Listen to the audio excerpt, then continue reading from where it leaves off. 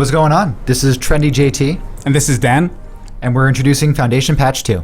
We're building a lot of core systems, improving a lot of the core systems, the core balance to our game, and we're eventually going to build on top of that.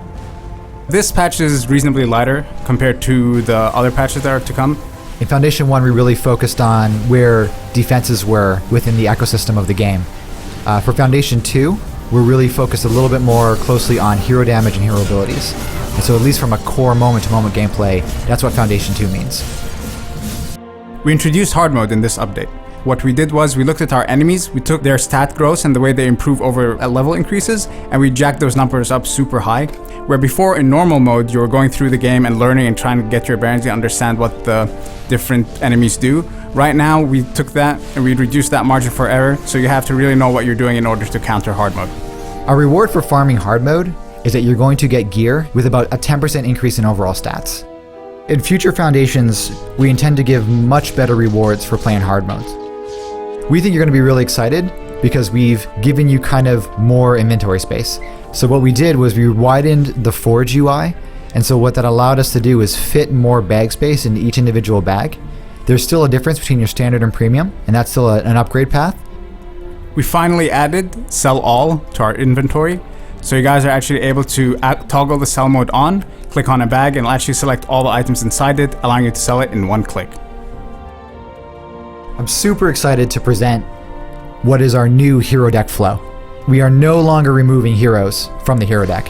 One of the key differences to hero deck flow is that in public sessions, you can bring any hero into your matches. If the hero doesn't meet the level requirements, you can't play that hero. However, if you're in a private match, you can bring any hero into the match and you can play any level hero. We restricted public sessions because we feel that bringing lower level heroes into higher level maps in a public group is a form of griefing.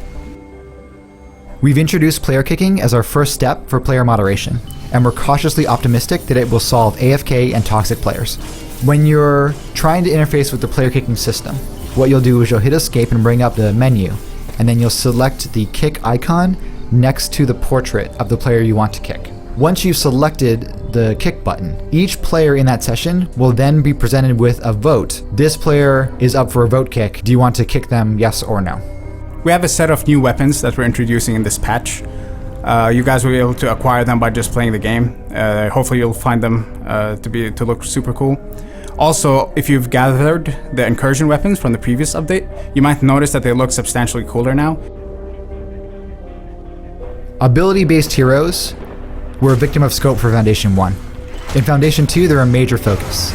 We've increased ability power across the board, buffed the base damage, and increased crowd control effects for all abilities. The Huntress, for example, the concussion shot, deals more damage, and the stun is about a second and a half longer. Some of the defenses in Foundation patch fell off the wagon. They needed a retune. The Skyguard was one of them. We know it sucks. We've increased its range, we've upped its DPS, and we've had it apply a slow effect to every single enemy it hits. If the target is airborne, you want to use the Skyguard Tower.